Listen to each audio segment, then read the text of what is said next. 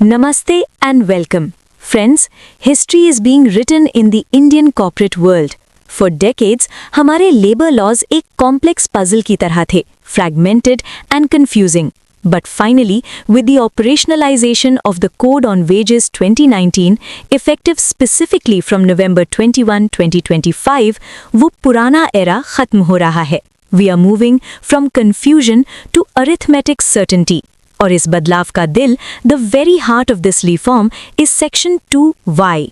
ये सेक्शन सिर्फ एक डेफिनेशन नहीं है, ये आपकी सैलरी और कंप्लायंस का नया बेस है. So let's decode this step by step. सबसे पहले, what is wages? The code follows a strict structure, inclusions, exclusions and conditions.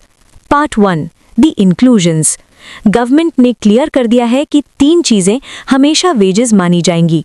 Basic पे, DNS allowance, DA, retaining allowance. ये आपका यूनिवर्सल कोर है. Part 2. The exclusions.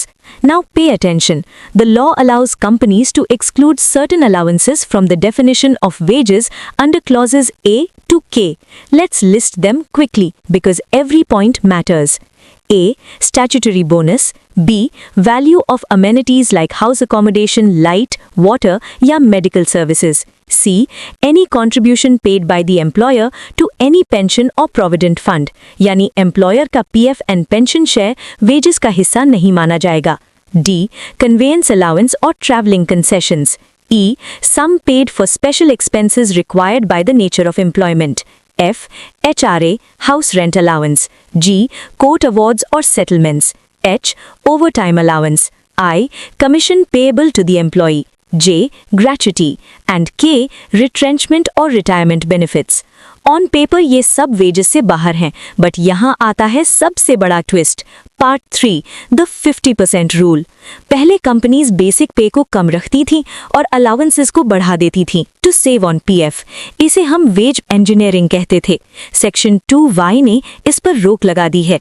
The first proviso states, अगर ऊपर बताए गए exclusions, specifically clauses A to I यानी bonus से लेकर कमीशन तक, अगर इनका टोटल आपकी टोटल रेम्यूनरेशन के 50% से ज्यादा हो जाता है तो वो एक्सेस अमाउंट अलाउंस नहीं रहेगा.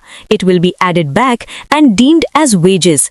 इसका मतलब सीधा हिसाब है. Your basic, DA and retaining allowance must be at least 50% of your total salary पाए. पार्ट 4. The critical provisions. 2 और इम्पॉर्टेंट रूल्स हैं जो अक्सर मिस हो जाते हैं. First, for gender equality definition expand हो जाती है.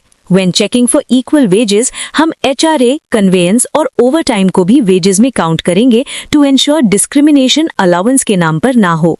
Second, regarding remuneration in kind, अगर employer कैश के बदले goods या सुविधाएं देते हैं तो उसकी वैल्यू टोटल wages के 15% से ज्यादा नहीं हो सकती. Anything above 15% is not valid wages. Conclusion. The era of CTC engineering is over. Whether it is the Supreme Court's Surya Roshni judgment on universality or this new code, the message is clear. Social security is a priority. Employers को अपने contracts review करने होंगे और ERP systems update करने होंगे to run this 50% test every month. While इससे take home salary पर थोड़ा असर पड़ सकता है due to higher PF, ये employee के long term future और gratuity को secure करता है. This is not just a law, it is a shift from cost saving to social security. Thank you.